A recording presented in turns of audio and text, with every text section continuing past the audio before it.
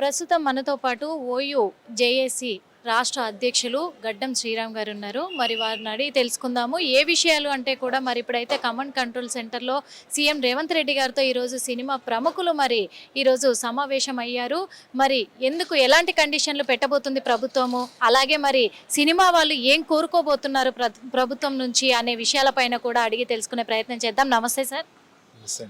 Sir, ఇప్పుడు లోపలైతే CM Revanth Reddy గారితో మరి సినీ ప్రముఖులందరూ కూడా దాదాపు 36-40 మంది వరకు కూడా ఈరోజు సమావేశం అయ్యారు. ఎందుకంటే Allu Arjun cinema Pushpa 2 cinema release అవ్వడంతో రేవతి అనే మహిళ చనిపోవడము, శ్రీతేజ్ ఇప్పుడు మృత్యువుతో పోరాడుతూ హాస్పిటల్లో ఉండడము, ఇదంతా కూడా 2 తెలుగు రాష్ట్రాలనే కాదు పాన్ ఇండియా హీరో అవ్వడంతో యావత్ ప్రపంచాన్ని కూడా అతలకుతలం చేసిందని చెప్పొచ్చు. మరి ఈ విషయాలపైన ఇప్పుడు మరి బెనిఫిట్ షోలను రద్దు చేశారు. అలాగే సీఎం రేవంత్ రెడ్డి గారు టికెట్లపై ధరలు కూడా తగ్గించాలి అని చెప్పేసి మన అసెంబ్లీలో చెప్పడం కూడా జరిగింది. ఈ విషయాలపైన మరి సినీ ప్రముఖులు రేవంత్ రెడ్డి గారిని ఈరోజు సమావేశంలో పాల్గొనడానికి గల కారణాలు ఏమై ఉంటాయి? ఇప్పుడు మేము ఓఈజేసీగా వాళ్ళు ఎందుకెళ్ళి కలుస్తున్నారు అనేదని మేము చెప్పాం. ముఖ్యమంత్రిగా తమ బాధలు ఉన్నాయి చెప్పుకోవడానికి ఎవరైనా వెళ్ళొచ్చు, అంతవరకు ఆ విషయంలో మేమేం చెప్పలేము. కాకపోతే ముఖ్యమంత్రి గారు అసెంబ్లీ సాక్షిగా మా తెలంగాణ ప్రజానికానికి ఒక హామీ ఇచ్చిండ్రు. టికెట్ల రేట్లు తగ్గింపు కాదండి, ఉన్న రేట్లని పెంచరు. అంటే అధికంగా పెంచి ఇప్పుడు బెనిఫిట్ షో వచ్చినప్పుడు ఒక వారం రోజులు పెంచుకునేది ఉంది కదా, ఆ పెంచడానికి నేను అనుమతి ఇవ్వను అని చెప్పాను. అంతవరకు అంటే ఉన్న వాటిని తగ్గించడం కాదు, లేకపోతే కొత్తగా అదనంగా పెంచుకుంటున్నారు కదా అది పెంచుకోవడానికి నేను అనుమతి ఇవ్వను అని చెప్పారు. దాన్ని అలా అనుమతి ఇవ్వకుండా ఉంటే తెలంగాణ ప్రజలందరికీ మంచిదని చెప్పి మేము ఆలోచిస్తున్నాం అంతవరకు.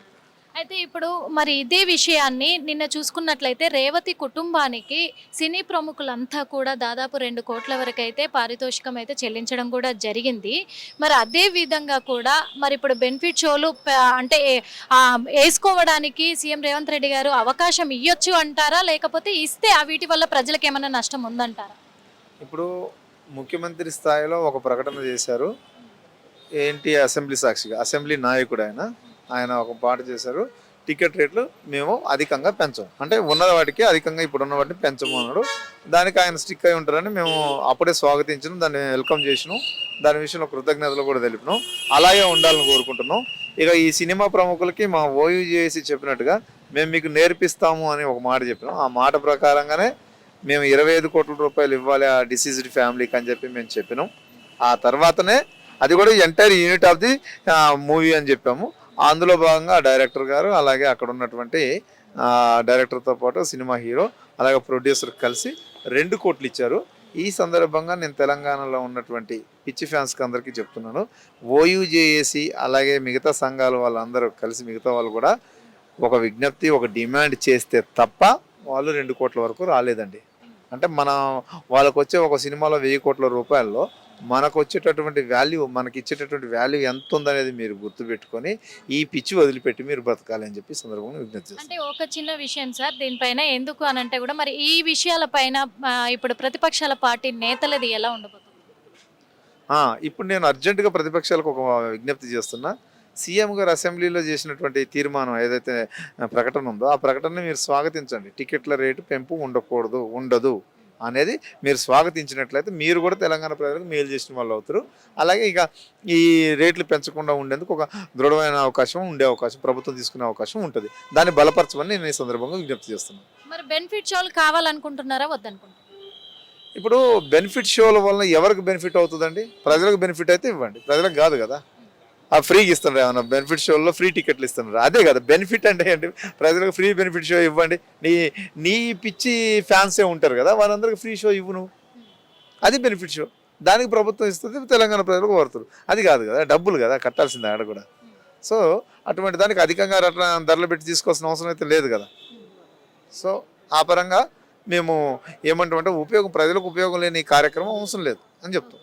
ఇంకొక విషయం ఏంటంటే సార్, ఇందాక మీరు అన్నారు అంటే ఇప్పుడు ఓయూ వాళ్ళందరూ పోరాడడం బట్టి 25 కోట్లు ఇవ్వాలి అంటే సినీ ప్రముఖులంతా కలిసి మేము పోరాడితే 2000 కోట్లు ఇవ్వడానికి బలవంతంగా 2 కోట్లు ఇవ్వడానికి బలవంతంగా ఒప్పుకొని ఇచ్చారు అని చెప్పేసి అంటున్నారు కదా.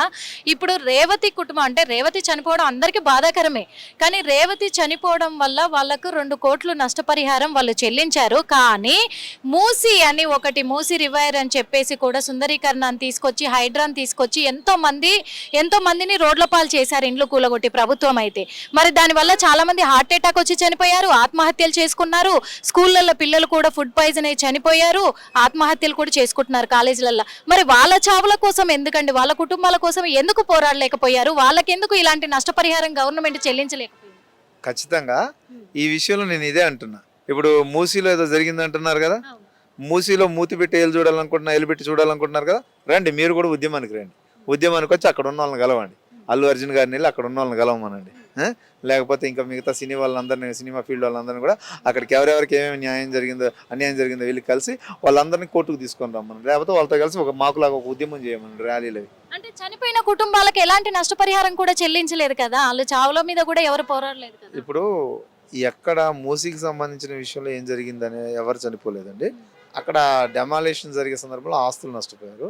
ఇకపోతే విద్యార్థులు చనిపోయినటువంటి విషయంలో మీ మీడియా ఛానల్ది కూడా బాధ్యతే కదా, మీరు చెప్పాలి కదా ఎక్కడ ఎవరు ఎందుకు చనిపోయారని మీరు చెప్తే మా విద్యార్థుల దాకా తీసుకొస్తే, ఇప్పుడు మా దగ్గర తీసుకొస్తే ఫీజులు తగ్గించే విషయం మాట్లాడతాం, మా దగ్గర తీసుకొస్తే సర్టిఫికెట్లు ఇప్పిస్తున్నాం, మా దాకా తీసుకొస్తున్నాం. మేము కూడా తీసుకుంటున్నాం కొన్ని విషయాల్లో, కొన్నిట్లో కొన్ని రకాలైనటువంటి.